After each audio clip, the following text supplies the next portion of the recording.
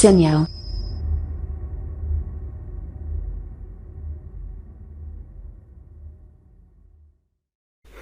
Hari ini kita akan lihat struktur filter digital. Jadi kalau kita belajar digital filter, di sini filter adalah suatu sistem yang penting yang mengubah secara selektif bentuk gelombang, dan karakteristiknya ada dua yang kita tahu: amplitudo terhadap frekuensi dan atau fase terhadap frekuensi.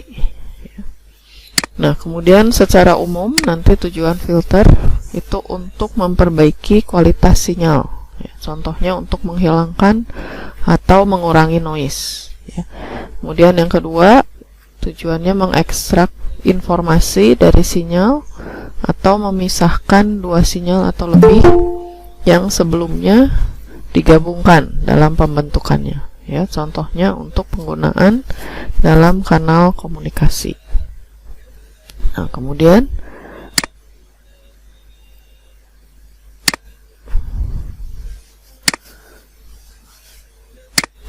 digital filter sendiri itu adalah suatu algoritma, ya, matematika yang diimplementasikan dalam hardware dan atau software yang dioperasikan pada sinyal masukan digital untuk menghasilkan sinyal keluaran digital, ya, dengan tujuan nanti pemfilteran, ya. Itu definisi dari suatu digital filter.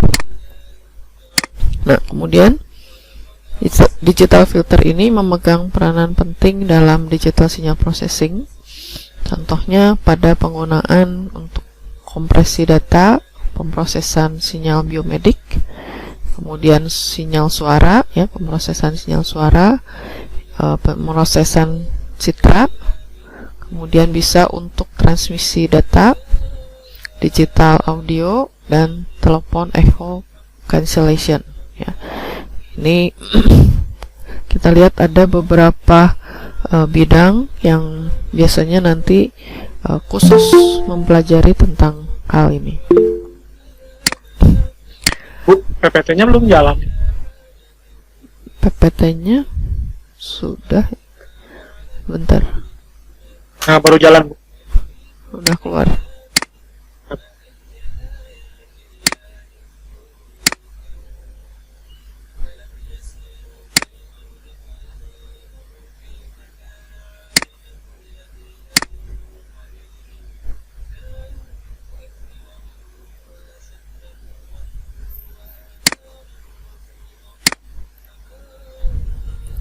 Sudah kelihatan belum? Sudah, Bos. Sudah, ya. Nah, kita lihat ada beberapa keuntungan digital filter. Yang pertama, respon fasanya linear, ya. Kemudian performansi digital filter itu tidak terpengaruh terhadap perubahan lingkungan atau suhu, ya. Hal ini akan mengurangi kebutuhan kalibrasi secara periodik, ya.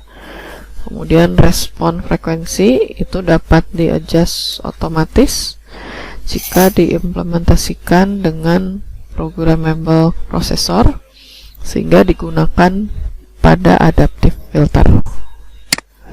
Keuntungan lain di sini, beberapa sinyal input atau kanal dapat difilter dengan sebuah filter digital tanpa perlu mereplika hardware. Kemudian data terfilter dan tidak terfilter dapat disimpan untuk penggunaan lebih lanjut. Jadi kita bisa menyimpan data-data tadi. Kemudian penggunaan teknologi VLSI untuk fabrikasi dan membuat ukuran yang kecil dengan konsumsi daya kecil dan harga yang relatif lebih rendah. Gitu. Kemudian keuntungan lain di sini secara praktis, pencapaian kepresisian filter analog itu dibatasi. Contohnya untuk redaman stop band maksimum hanya sekitar 60 sampai dengan 70 dB. Nah, pada digital filter hal ini tidak terjadi, ya. Performansi digital filter berulang dari satu unit ke unit lain. Kemudian filter digital ini dapat digunakan untuk frekuensi yang sangat rendah yang ditemukan pada aplikasi biomedik, ya. Juga untuk digital filter ini dapat bekerja pada daerah frekuensi yang lebar hanya dengan mengubah frekuensi pencuplikan. Ya, jadi kalau misalnya sinyal otak itu kan ordenya kecil sekali, ya, dalam satuan hertz, itu bisa kita gunakan digital filter.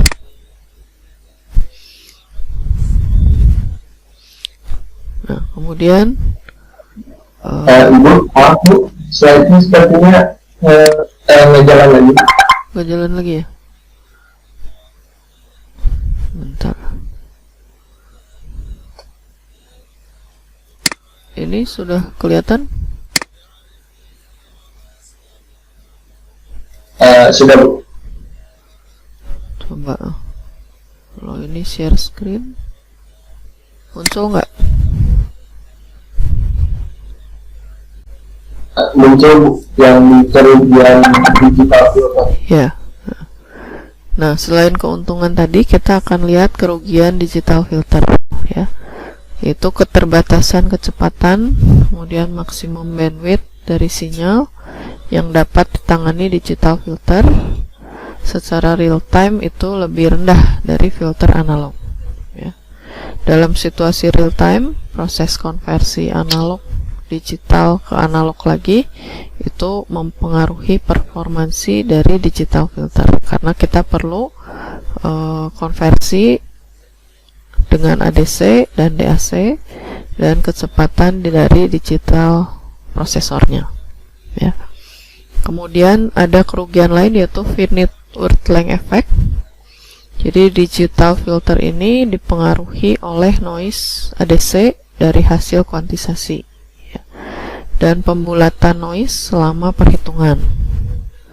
Yang ketiga, waktu perancangan dan pengembangan yang lama, ya. Waktu pengembangan hardware itu lebih lama dibandingkan analog. Yang digital itu lebih lama, ya, baru, ya. Kategori filter itu kita ada dua, ya. Yang pertama, kita bisa bedakan filter terhadap respon terhadap unit impulse, dan yang kedua dari struktur filternya. Itu kita punya dua kelompok di sini. Kita membedakan filter dari dua macam ini. Nah, yang pertama kita lihat respon terhadap unit impulse, itu kita bedakan menjadi dua filter, yaitu filter IIR. IIR itu singkatan dari Infinite Impulse Response. Jadi filter yang mempunyai respon waktu tak terbatas. Kemudian yang kedua adalah filter FIR. Ini adalah Finite Impulse Response. Nah, itu filter yang mempunyai respon waktu terbatas, ya. Nah, kemudian kalau kita bedakan terhadap struktur filter, itu ada filter yang kita sebut rekursif kalau dia ada feedback, dan non rekursif kalau dia tidak ada feedback, ya.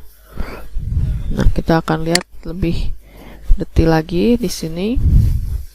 Nah, digital filter ini misalnya kita punya respon impuls, kita sebut HK, K-nya dari 0, 1, 2, 3 dan seterusnya. Kita punya input XN, deretan input XN.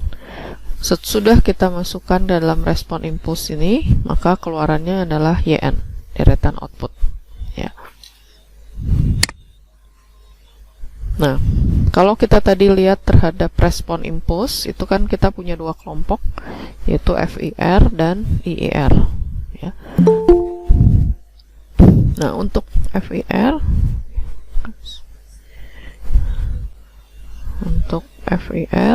nanti ya, misalnya di sini finite impulse response, jadi respon impulsnya terbatas. Contohnya kalau kita pakai konvolusi, ini batasnya 0 misalnya sampai n-1. Jadi dia punya nilai terbatas, ya. Sedangkan untuk IIR itu kalau kita masukkan dalam persamaan konvolusi, maka K-nya dari 0 sampai tak hingga.